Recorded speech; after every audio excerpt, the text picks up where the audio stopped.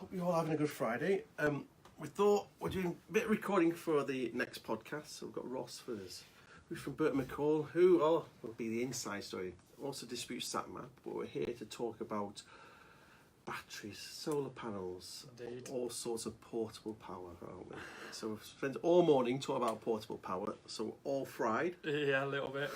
It's a perfect time to record a podcast. Perfect time. So we thought we'll do some recording for the podcast, which is going to be out on the beginning of next month, so 2 weeks' time.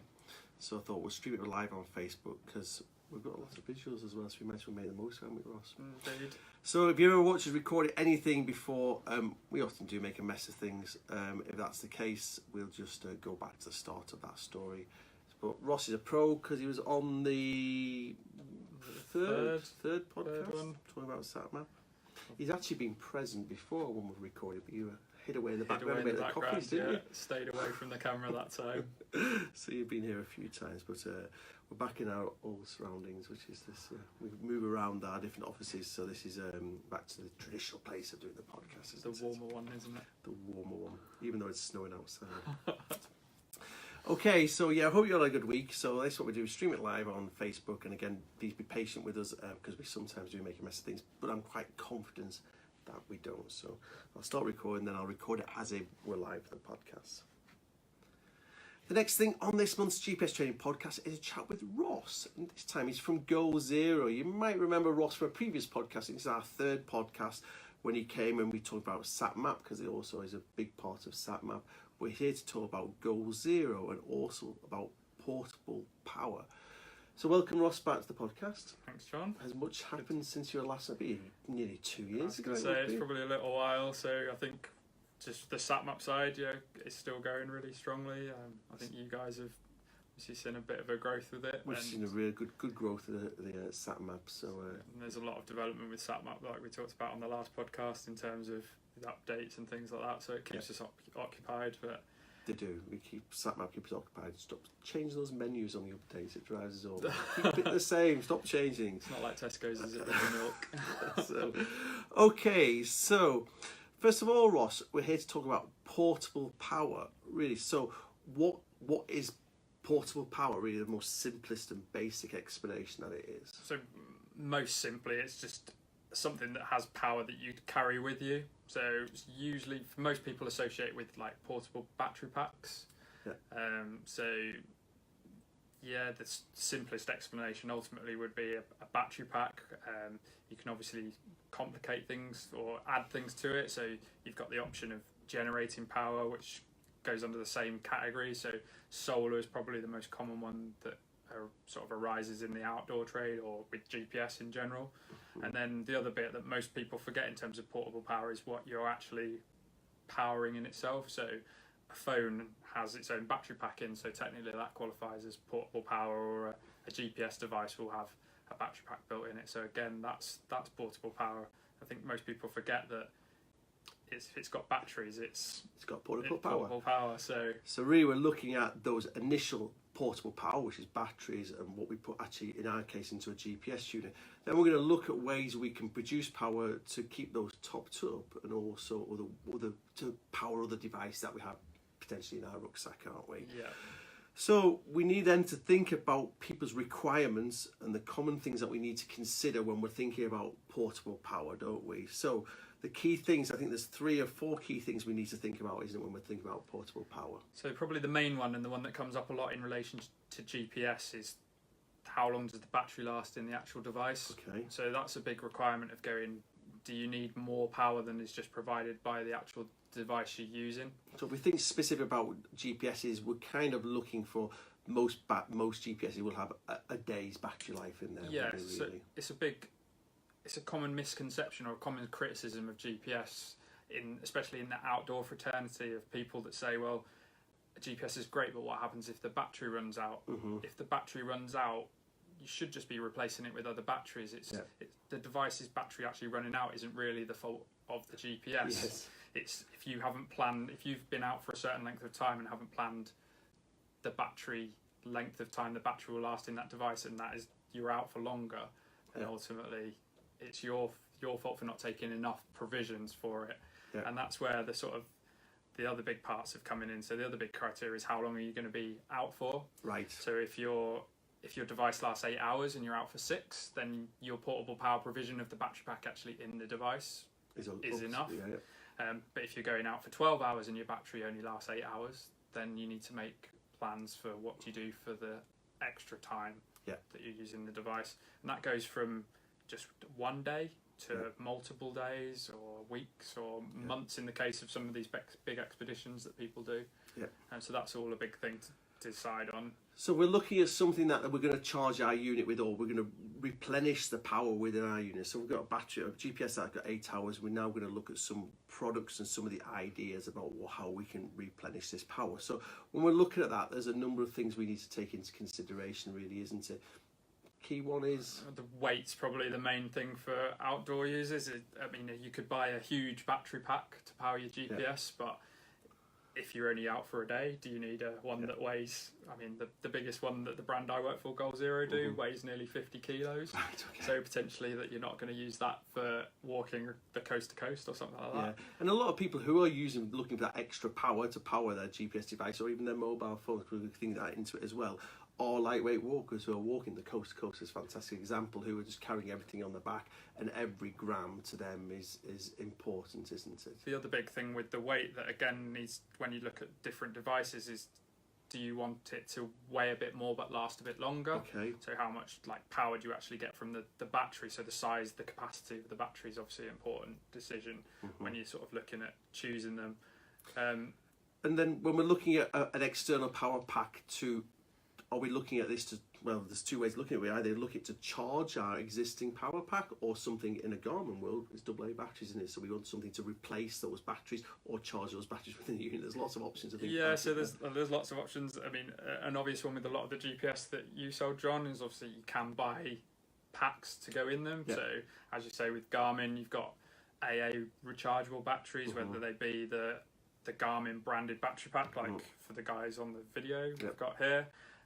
Or is it just a set of rechargeable batteries that you can buy from the supermarket, or like a higher end battery that you guys offer, or is it a dedicated power pack that actually fits into that unit? So in the case of SatMap, we obviously do the replacement battery that you can just plug into the unit.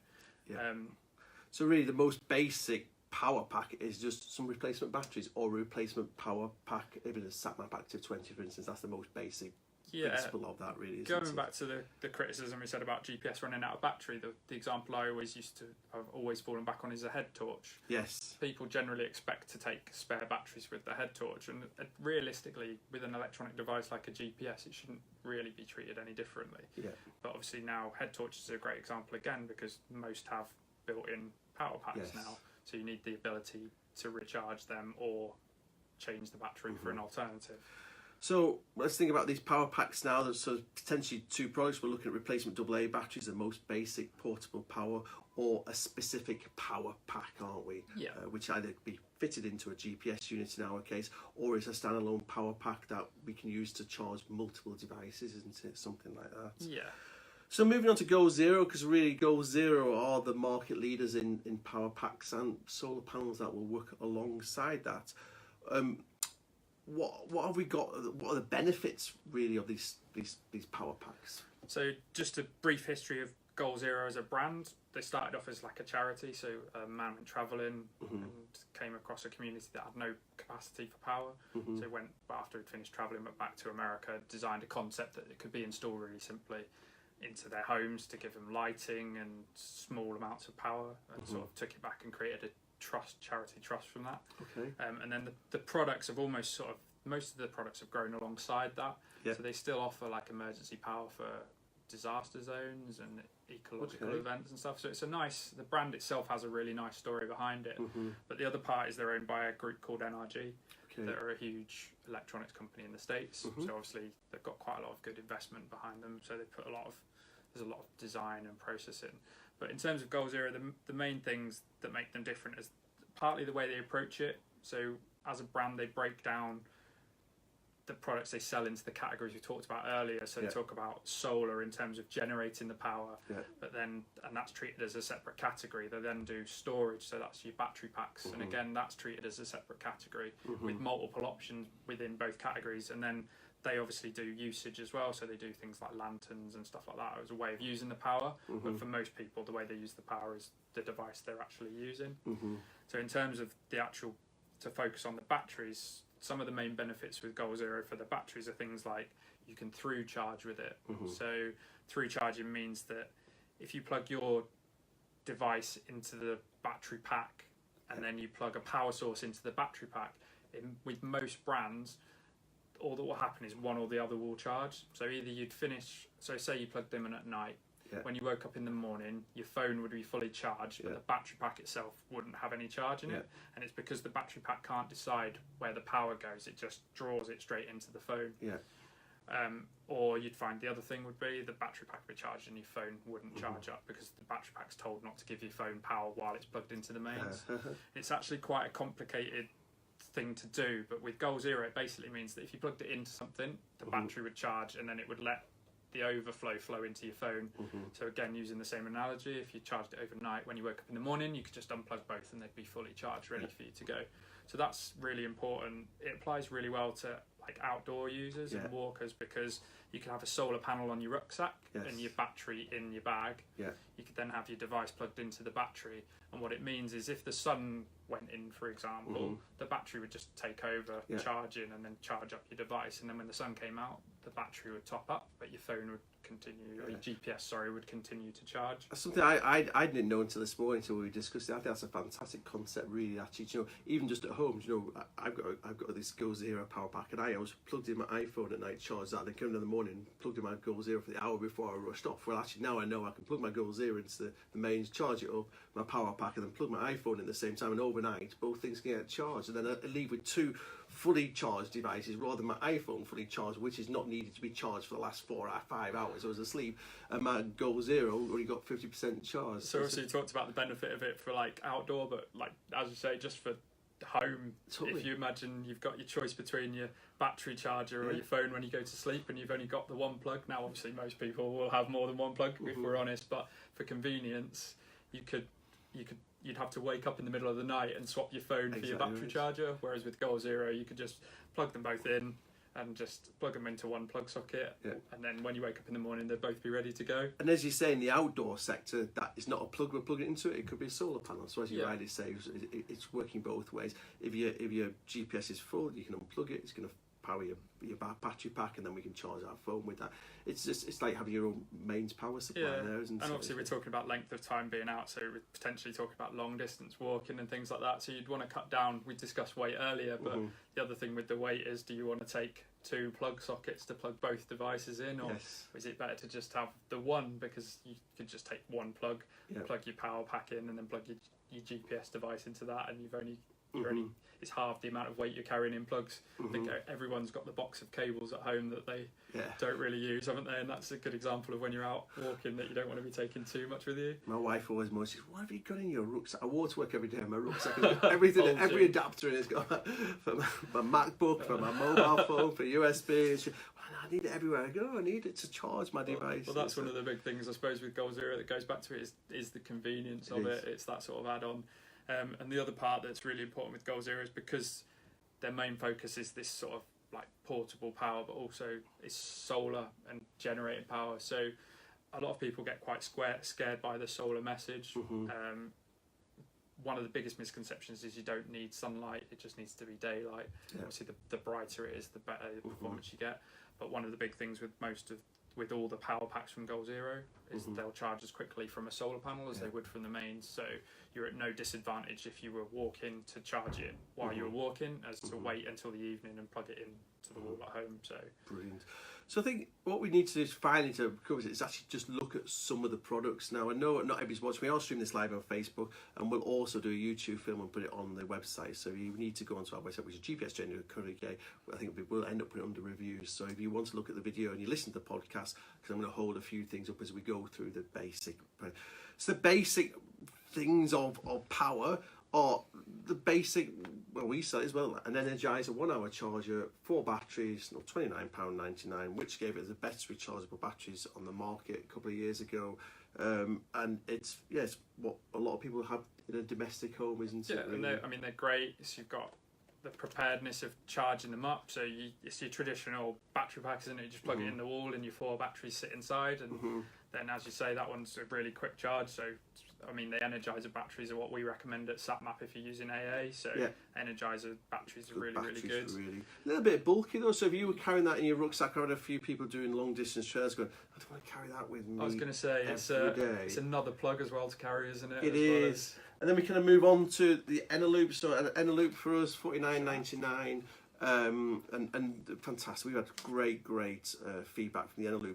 And I'm going to go back to the bulkiness. I just talked about the Energizer. We've got this 3-pin plug in the back, and we had one of these sent back because actually the top pin got broken in the post. So it shows that in the post it got damaged. It was just in a padded envelope. So again, if it was in my rucksack every day and I shoved my water bottles in my waterproofs in, plastic bit on the top potentially can, because I suppose the plug doubles the width of it, doesn't it? To say the other damage is, well, everyone unfortunately has probably stood on a 3-pin plug at some time at home, and like if you think about if you're shoving your expensive Gore-Tex jacket in and the plug snags on it or something like that, that plug sticking out is obviously.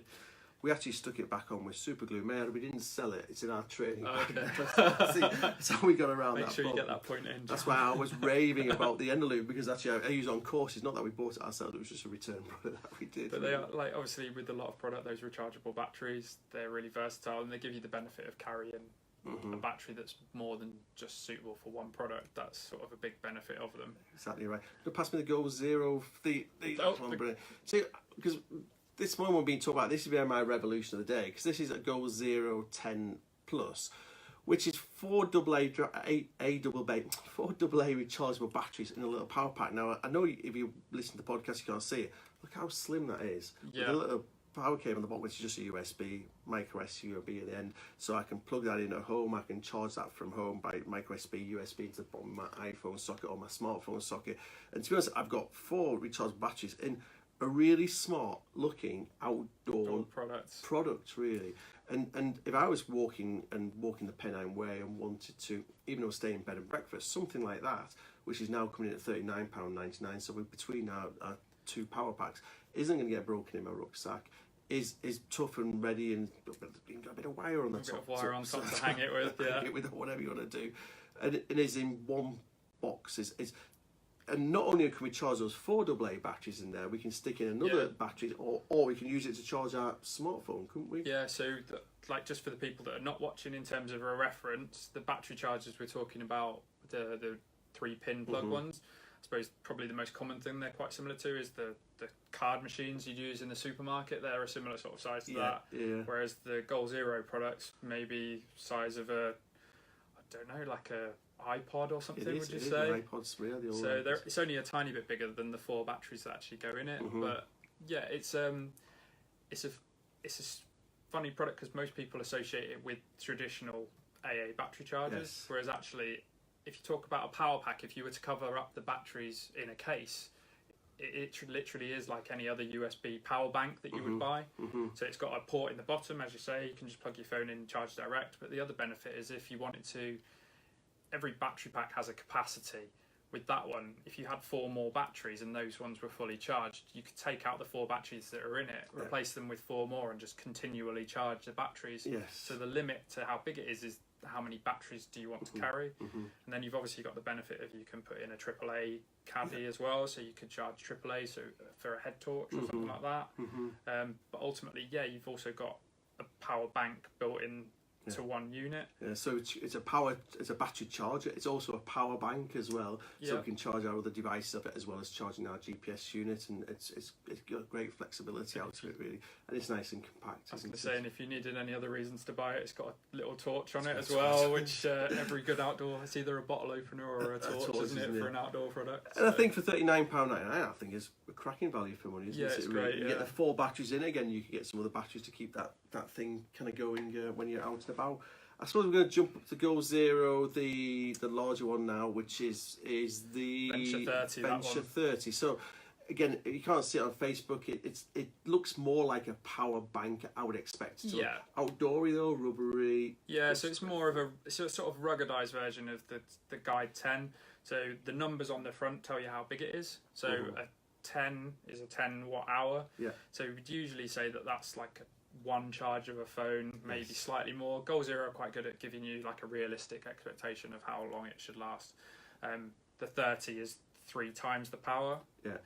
But it's, again, the biggest difference is the ruggedized nature of it. So it's fully waterproof. Yes. Even when you have the ports are open. So as an outdoor product, it's obviously really good for that. It's also it also does what we call smart charging. Okay. So it detects how much voltage the device you're charging needs, and it regulates how much power it puts out. So it's not just pumping out loads of power and the device is only using a little bit of it. It actually pumps out the right amount of power for that device. And again, you've got multiple outputs on it, so you can charge more than one device. And it's got the lantern, the LED torch that we discussed earlier. So it's got 2 normal USB connectors Yeah, on it, 2 normal USB and one micro USB. as well. So you can charge multiple devices. Yeah, and again, everything's built into the device, so the cord, because of the guys who can't see it, the cord is actually wrapped around the outside, so it's sort of built into the unit, so there's not that period of where you pick it up and run out the house with it and then realise you've not taken the cord you need to charge with it. And he must have this is mine, so it must be good. Okay, yeah. It carries around me all the time, so it's a really nice, proper power bank. So again, SatMap users, absolutely brilliant for a SatMap. Yeah. You charge a SatMap from start Yeah, to so it finish? probably charges SatMap maybe just under twice. Right. The SatMap's got quite a big battery in it, about 5,000 milliamps. Yeah. That's 7,800, so it is just a case of the maths of how many times would it add up. So really, with your SatMap battery's got in there and this, you've potentially got 3 days power, Yeah. and that's not giving it any charge. That's No. just going out and walking 3 days, not seeing any power, no solar panel, And that goes back to where we talked about earlier about what need do you have? So do you want to charge it up regularly, or do you want to? So if you weren't particularly fussed about charging it up on the go, the smaller battery like the 10, that would charge your GPS a little bit, and then you could top it up, and then a little bit and top it up.